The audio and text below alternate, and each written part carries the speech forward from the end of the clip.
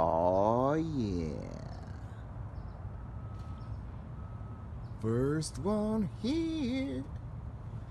Look at that sunrise. It's magnificent.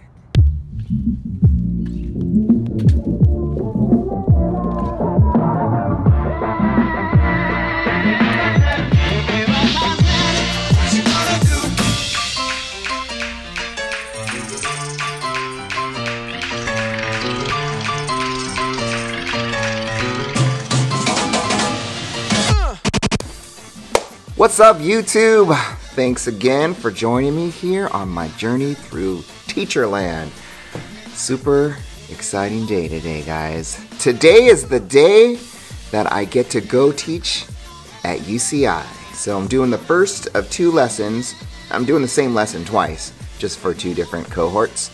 And so I'm gonna be teaching pre-service teachers how to integrate art into their curriculum. And my part of this, they've already done math and they've done science. So I'm going to teach them how to integrate art into social studies or social science or history, depending on whatever you want to call it. So I believe that we're working on social science right now. And so let me break down my lesson for you, and hopefully I can get some footage tonight because I'll be a little busy. I'm not sure how much footage I'll get.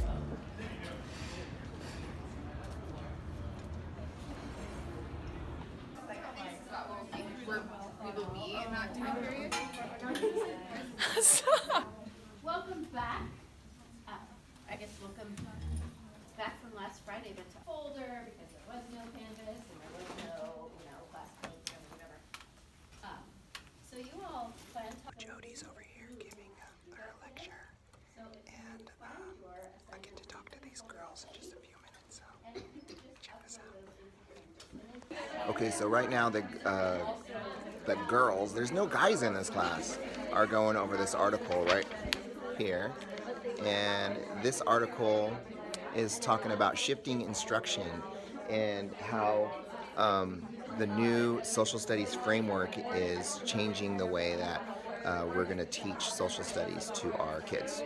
So what they did was I split them all up into groups of 4 and gave them each a number, and they had to then read part of that passage, and then now they're sharing their expertise. So a jigsaw kind of a situation. Super fun. You learn about it, then what? That's it? It's in your brain? We're talking about Bloom's taxonomy. It's a good thing to talk about. Something about it, you can put it into action. Make a difference. It's like helping people out.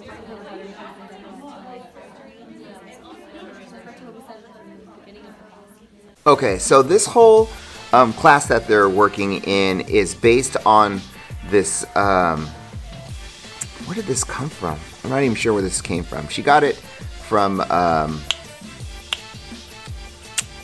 New York Museum of Art. No, I don't know where it came from. Anyways, listen to this. Art integration is an approach to teaching in which students construct and demonstrate understanding through an art form. Students engage in a creative process which connects an art form to another subject area and meets evolving objects in both. Okay, so we're starting there. And then I'm going to have them reflect on what the other two classes taught them and see if they've witnessed anything going on in the classrooms that they're placed in right now. And then we're going to, hopefully that'll lead to some deeper conversations about the effects of integrating art into what they're trying to teach, and if they saw any difference in engagement. So the professor is Dr. Jody Garino. She is the one that invited me to come in, and we go way back. We used to teach together at Chaparral in Ladera Ranch, and we've just remained close over the years. she taught them about math and art, and then she brought somebody from the county in to talk to them about science and art. And here I am, little Miss Darin, coming from Beacon Park in Irvine. I'm going to teach them about social studies and art. Okay, so after we reflect, I'm going to talk to them about this guy named Ichi Toyota. He is the Japanese Thomas Edison, great inventor. The name of the car company comes from him, okay? So Ichi Toyota came up with this thing called the 5 whys. And it has become known as the root cause analysis. And it's a way of asking this series of why questions to get to the root cause of a problem. I'm going to walk them through the 5 whys of why we teach history. Why do we teach history to kindergartners, first graders, second graders, third graders, elementary school kids? Why do we teach history to elementary school kids? Do you really think that it's so that they can remember names and dates? I don't think so. So from there, hopefully we'll come to the understanding that, it's more than just a series of memorizing things, right? And what it boils down to when we assess these kids, usually it comes down to just us asking them these low-level, what do you remember questions, right? Who did this? When did this happen? That kind of thing. When really we should be digging a little deeper, Okay. So after that, let me see, what do I have on store for them? Oh, okay, so after we get to the why are we teaching this, then we're going to kind of take a look at what the standards that we currently are using say. And then from there, we're going to talk about this new framework that is coming out for social studies that kind of guides us through really what we should be teaching in social studies to these kids. Lucky for me, I just went through a professional development that talked about this. So it was perfect timing, everything kind of came together, and usually when it comes to teaching and doing things like this, he just places these things in front of me and all I have to do is walk through the door, It's really a cool thing that he does this repeatedly and has done this repeatedly over the course of my teaching career. Amazing. I'll have to share this story with you someday. Okay. From there, we're going to read this this journal article that Jody asked me to connect with this learning that we're going to be doing tonight and tomorrow. And in the article, a student teacher rolls out this arts integration into what they're doing in their classroom, and it was really based on raising student engagement. So it was an action research project that she did, and then I think the mentor teacher wrote this paper on this thing. Maybe they collaborated on it. I'm not too sure. But it was about how after they gave students choice and they started integrating these other art forms into what they were trying to teach, the level of engagement shot way up. And a side benefit was that the learning was much deeper. Okay, so that I'm going to connect that to that journal article. Then I'm going to do this really fun thing, and this is how I'm going to get into groups. Okay, and there's many reasons. I tell Danielle all the time that every single move that I make in my classroom is purposeful. There's always a reason why I wait an extra few seconds after I ask a question, why I call on certain kids during a discussion so that I can lead a discussion wherever I want it to go just by calling on certain people. Every single move that I make, every single move, from the time I greet them out in line is purposeful. And so this next exercise that I'm taking them through tonight is I'm going to have them get into groups of 4. But instead of saying, hey, go get into groups of 4, I'm going to have them go meet somebody, hopefully that they don't usually talk to or sit by. And then they're going to talk about something teacher related. So the first thing I'm going to have them, I'm going to say, hey, okay, go to somebody on the other side of the room who you don't usually talk to or you've never actually met, and introduce yourself.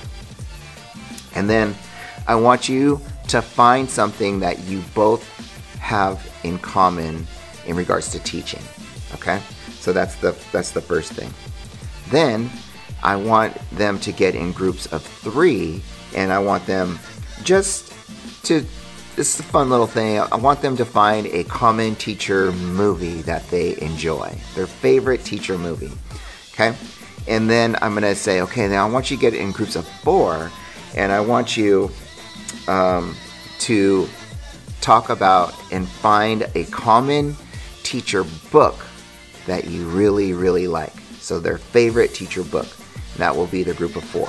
And I'm going to have them number off in 4 in the group of 4. And then have an article that I got from that training that I was just at on Tuesday.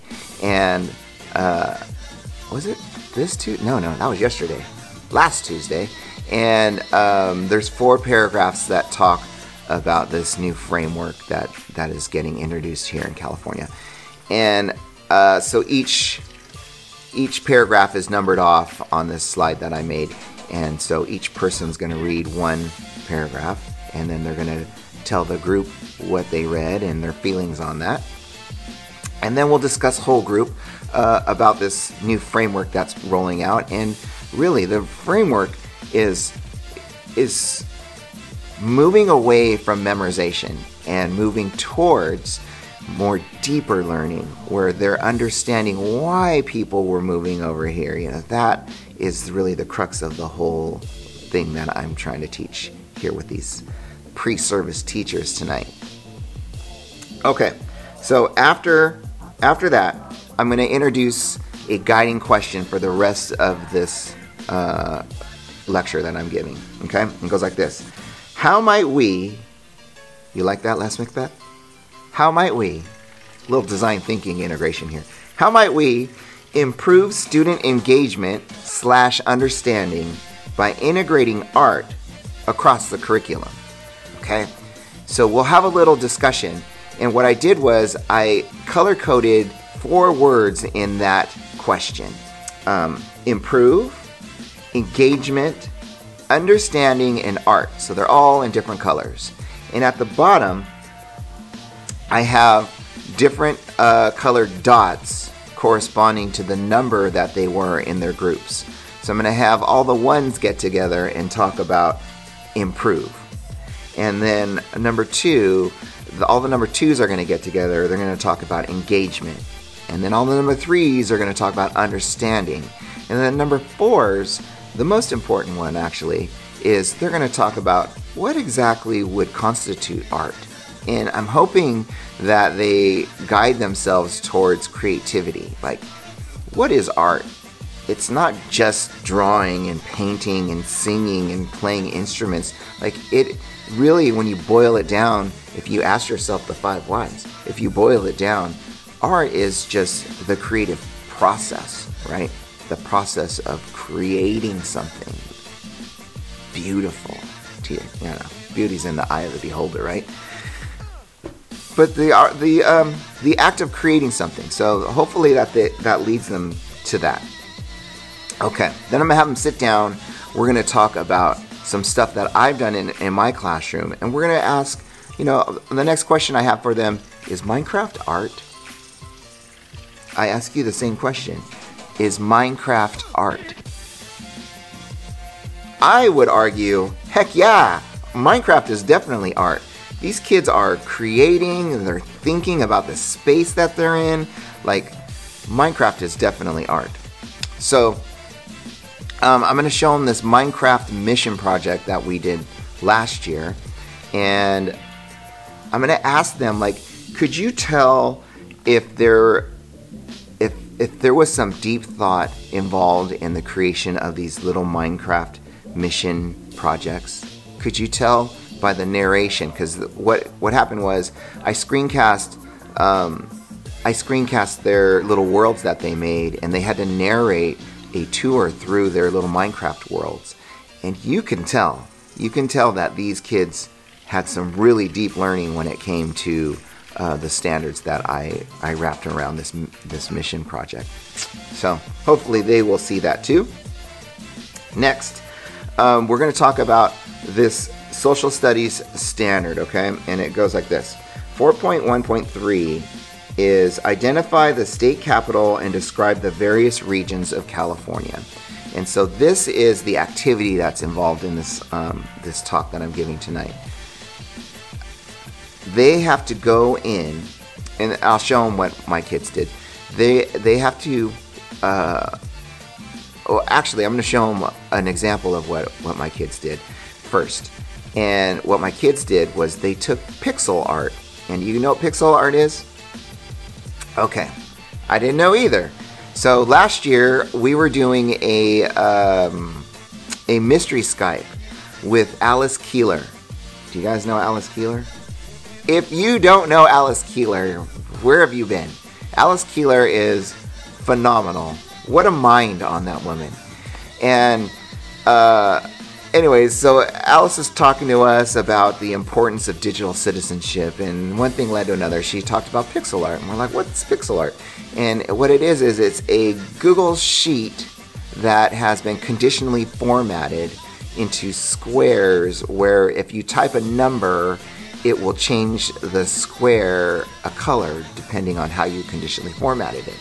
And so what we did, since they're fourth graders, and by this time they were pretty advanced in their level of understanding, we gave them directions on how to conditionally format it, and then they had to go and create a map of California. So they're drawing a map that included the regions and the state capital and a few other things in there. And so they used pixel art for that. Now, I think that the way that you can differentiate this for the different grade levels is if your kids are not ready to conditionally format a sheet, I'm going to give them a sheet that's already been formatted, and they can just push that out to their kids. But if you want to challenge them, I have a video that shows you how to conditionally format a sheet so that it'll do that, and then show them that video or make it available to them and then have them go at it. It's a good thing, and you can incorporate this into any standard. This one just kind of worked great for fourth grade. Okay, so then let me see what we're doing here.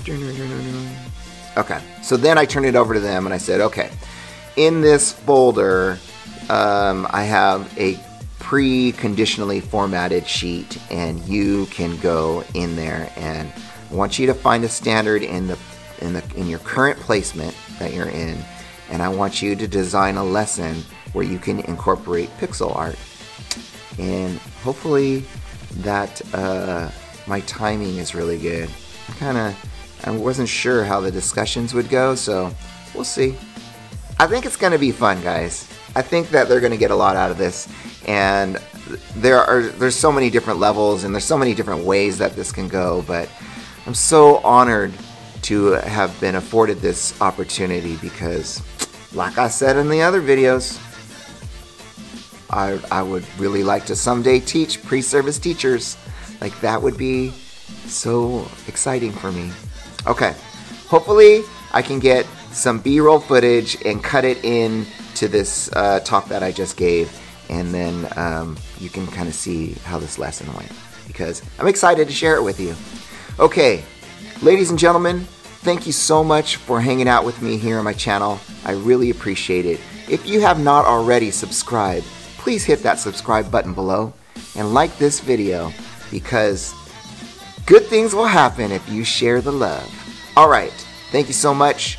I will talk to you soon. So long.